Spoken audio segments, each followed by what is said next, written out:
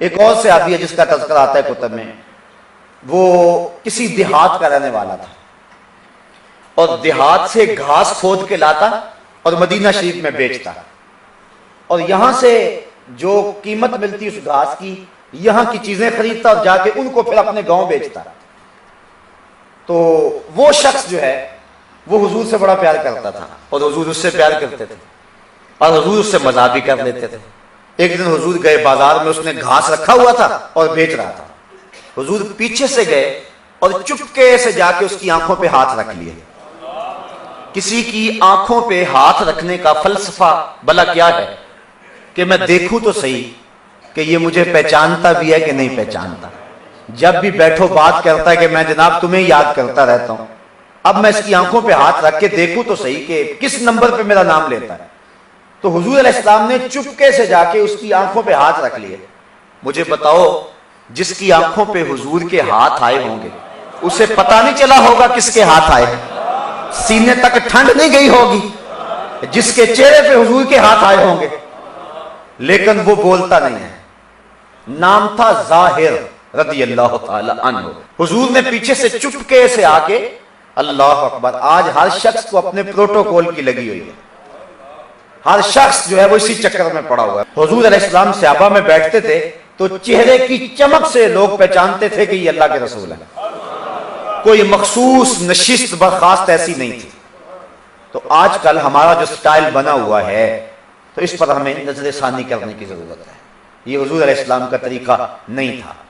تو آقا کریم علیہ السلام کیسے گئے، جا کے اس کی آنکھوں پہ ہاتھ رکھ لیا۔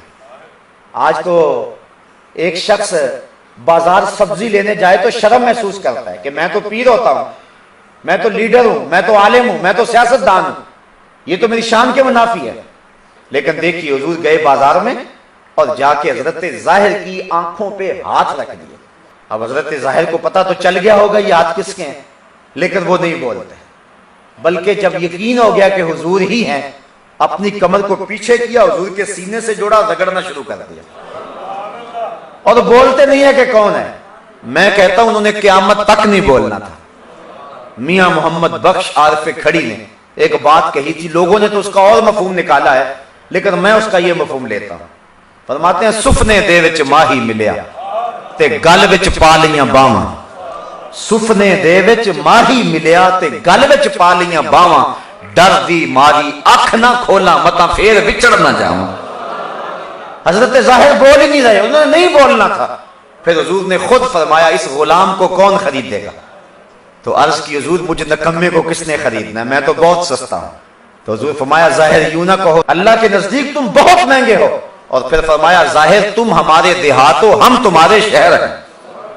تو اس طرح حضور نے مزاح فرمایا۔ تو مزاح فرمانا حضور کے عمل اور حضور علیہ السلام کی سنت سے ثابت ہے، لیکن مزاح وہ ہو جس میں سچائی ہے، اور وہ ہر وقت اگر مزاح میں لگا رہے گا تو وہ بھی درست نہیں ہے۔ حضور کی زندگی میں آپ کو خال خال ایسے واقعات ملیں گے کہ حضور نے مزاح فرمایا ہے۔ تو یہ مزاح شریعت مصطفیہ کے اندر جائز ہے، لیکن وہ مزاح جس مزاح کے اندر کسی کی تحقیر مقصود ہو، جو مزاح ہر وقت مزاح ہی رہے اور محفل کے اندر سنجیدگی نہ آنے دے، اس سے منع کیا گیا ہے، اس سے روکا گیا ہے۔